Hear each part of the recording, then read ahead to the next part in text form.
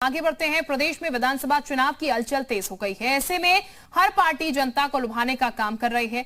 आइए 3 तस्वीरें हम आपको दिखा रहे हैं। इन 3 तस्वीरों के जरिए आपको हम ये बता रहे हैं कि यूपी की महाभारत किस तरीके से चल रही है। पहली तस्वीर मिशन 2022 की तैयारी में जुटी समाजवादी पार्टी की है, जो सैफई में महान दल के साथ जन आक्रोश यात्रा निकालेगी, जिसमें सपा अध्यक्ष अखिलेश यादव भी शामिल होंगे। दूसरी तस्वीर है यूपी में चुनाव से पहले पार्टी संगठन को मजबूत करने की कोशिशों में जुटी प्रियंका गांधी की। और तीसरी तस्वीर जो आप देखेंगे, ये बता दें आपको, उसमें मायावती को आप देख रहे होंगे। लेकिन दूसरी तस्वीर की जब हम बात कर रहे हैं तो पश्चिम यूपी के कांग्रेस कार्यकर्ताओं से वर्चुअली संवाद यहां पर प्रियंका गांधी करेंगे। और तीसरी तस्वीर बीएसपी की है, जो आज चित्रकूट और बांदा में ब्राह्मणों को जुटाकर प्रबुद्ध वर्ग विचार गोष्ठी कर वोट बैंक साधने का काम कर रहे हैं। विशाल हमारे साथ इस वक्त ज्यादा जानकारी के साथ जुड़ चुके हैं और ओमकार भी हमारे साथ ज्यादा जानकारी के साथ जुड़ चुके हैं। विशाल, हर एक पार्टी चाहती है कि वो जीत हासिल करे और इसीलिए 2022 को लक्ष्य बनाकर, क्योंकि 2022 के चुनाव आने वाले हैं, अपनी अपनी कोशिशों में अपनी अपनी राजनीतिक पार्टियां जो हैं वो जुट चुकी हैं। देखिए, बिल्कुल 2022 के विधानसभा चुनाव को लेकर अब जितने भी राजनीतिक दल हैं उन्होंने अपनी तैयारियां तेज कर दी हैं और ये कहना बिल्कुल गलत नहीं हुआ कि काउंटडाउन शुरू हो चुका है और अब पूरी तरह से उत्तर प्रदेश में चुनावी समर का जो बिगुल है वो बच चुका है। और अगर आप देखिए तो समाजवादी पार्टी तमाम तरह से आयोजन कर रही है, जन आक्रोश रैली निकाल रही है महान दल के साथ। इसके साथ साथ बसपा लगातार प्रबुद्ध वर्ग संगोष्ठी कर रही है। भाजपा ने भी कुछ इस तरह के कार्यक्रम शुरू कर दिए हैं। इसके साथ कांग्रेस की अगर हम बात करें तो कांग्रेस भी जो ट्रेनिंग शिविर है वो लगा रही है। प्रियंका गांधी पश्चिम यूपी के तमाम जो कांग्रेस के कार्यकर्ता हैं उनको संबोधित करेंगी वर्चुअल तरीके से।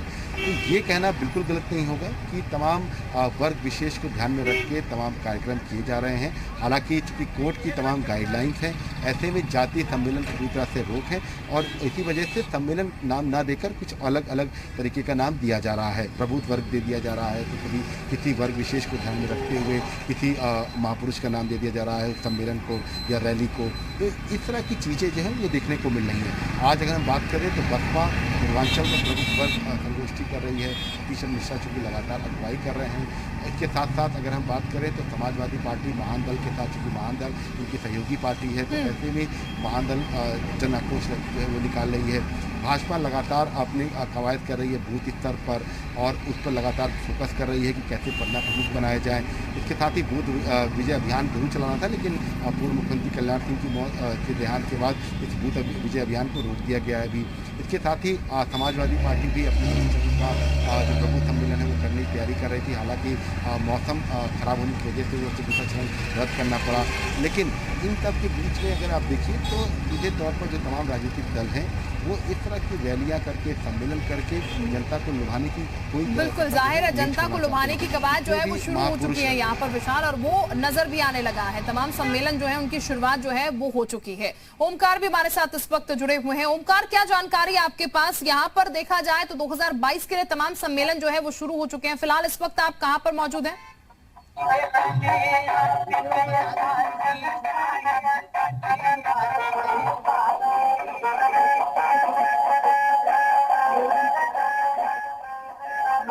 चले ओमकार, हम आपके पास वापस लौटेंगे। आवाज आपकी हम तक नहीं पहुंच पा रही है, लेकिन मिशन 2022 की तैयारियां जो हैं वो शुरू हो चुकी हैं और इसीलिए अलग अलग पार्टियां जो हैं, चाहे भले वो कांग्रेस हो, सपा हो, बीजेपी हो, तमाम जो पार्टियां हैं वो कवायदों में जुट चुकी है और 2022 जो मिशन है हर एक पार्टी का, उसको जीतने की कोशिश कर रहे हैं।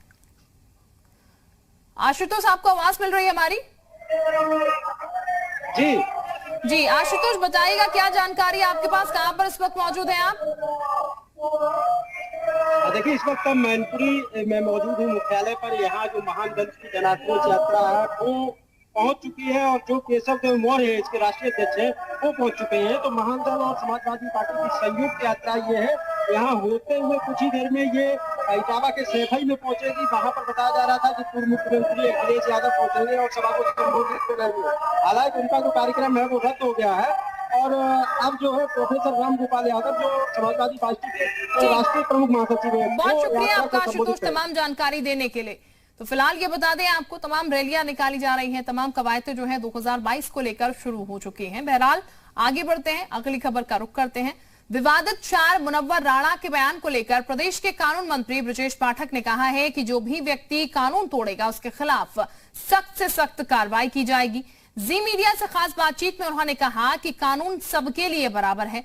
इस तरह का बयान देना भारत के सभी कानूनों और संविधान का उल्लंघन है। ये भी आपको बता दें, मुनव्वर राणा ने कहा था कि यूपी में सबसे बड़ा गुनाह मुसलमान होना है। इसके साथ उन्होंने सपा और बीएसपी पर भी निशाना साधा।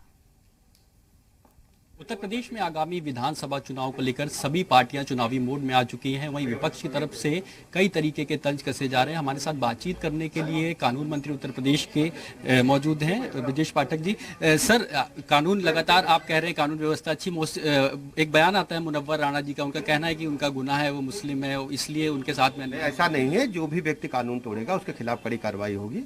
कानून सबके लिए बराबर है, चाहे छोटा व्यक्ति हो चाहे बड़ा व्यक्ति हो।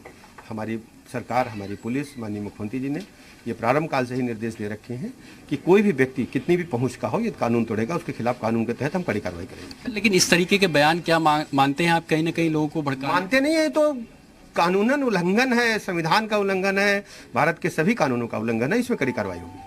सर, अखिलेश यादव की तरफ से भी उज्ज्वला योजना को लेकर कई तरीके के तंज कसे गए। गोरखपुर में गुंडा राज, अखिलेश यादव जी हों, समाजवादी पार्टी के लोग हों, पूरी तरह से डिरेल्ड हो चुके हैं। उनके बयानों पर कोई भी टिप्पणी करना मैं उचित नहीं मानता। जब उनका शासनकाल था उसका एक बार वो पुनर्वलोकन करेंगे, खुद उनको पता चल जाएगा कि वो कहाँ खड़े हैं। सर, आखिरी सवाल लेंगे। सर, अगर बात की जाए आगामी चुनाव को लेकर कई तरीके के जो बसपा भी रैलियां कर रही है ब्राह्मणों को लेकर, क्या ये सभी को अधिकार है लोकतंत्र में अपनी अपनी बातों को लेकर जनता के बीच में जाए।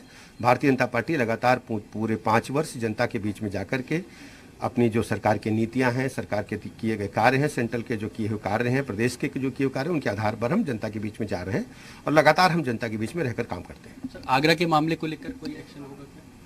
देखिए, कहीं भी कानून टूटेगा तो कड़ी कार्रवाई होगी। साफ तौर पे ये थे कानून मंत्री ब्रजेश पाठक, जिनका कहना है कि कहीं भी अगर कानून टूटेगा और जो कानून का अनुपालन करेगा उस पर कार्रवाई की जाएगी।